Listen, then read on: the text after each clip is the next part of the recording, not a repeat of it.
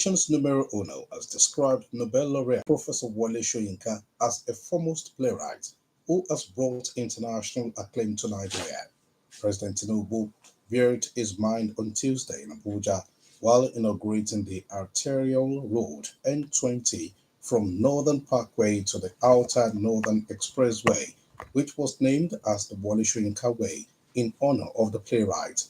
According to Mr. President, the academic head who will clock 90 on July the 13th brought honor and fame to Nigeria through his unparalleled contributions to literature and his commitment to human rights and social justice. He appreciated the Minister of the Federal Capital Territory (FCT), Mr. Nyesom Wike, for the recommendation to name the road after Professor Soyinka, describing it as a fitting tribute to a man who has dedicated his life to the pursuit of truth, freedom, and artistic excellence. In another development, as negotiations continue on the new national minimum wage, President Bola Tinubu has charged the Minister of Finance and Coordinating Minister of the Economy, Mr. Wale Edun, to come up with the cost implications of a new minimum wage and present an affordable, sustainable, and realistic figure. The president will give the charge on Tuesday at the Presidential Villa, Abuja, when he met federal government team on the tripartite committee on new minimum wage, said the government's new offer must be ready this May week as the basis of negotiation with the organized labor. President Tinubu also directed those involved in the negotiation to expedite action to ensure that everything regarding the new minimum wage is concluded as soon as possible.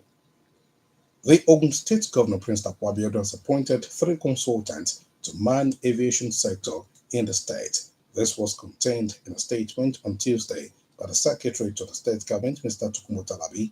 The appointment is in readiness for the takeoff of the iconic Gateway International Agro-Cargo Airport.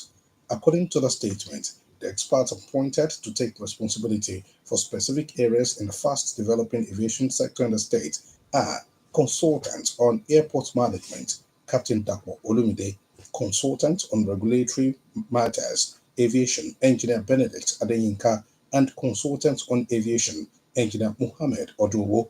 According to the governor, the appointments were based on the relevant cognitive expertise and experience of the appointees in national and international aviation sector. Still at home, the current administration in Ogun State will continue to work hand in glove with the police to enhance the state security architecture.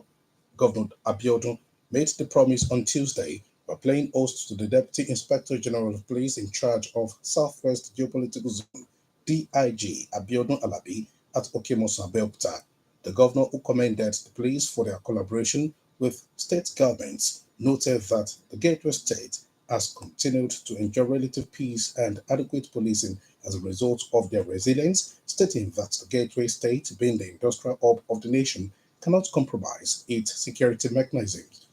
He stated it that the interstate cooperation among the police commands in Lagos, Ogun, and Oyo states have helped to minimize the challenges of kidnapping, robbery, and other vices along the Lagos-Ibadan Expressway, assuring that the state government will continue to provide the necessary logistics to the police in order to make them more effective in the discharge of their duties. On the foreign scene, India's Prime Minister Mr. Narendra Modi is set to retain power, but his BJP party lost its outright parliamentary majority for the first time in 10 years.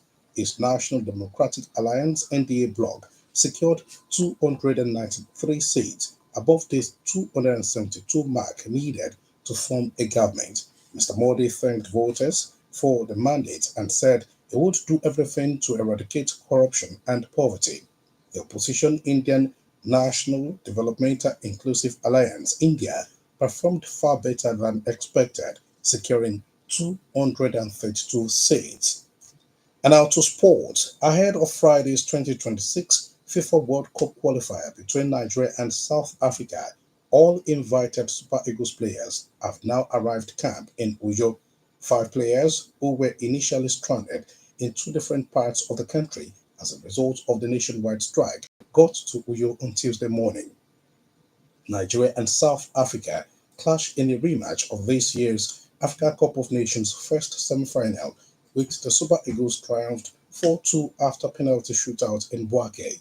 Rwanda are surprise leaders of Group C after 2 match days on 4 points, with South Africa on 3 and Nigeria on 2.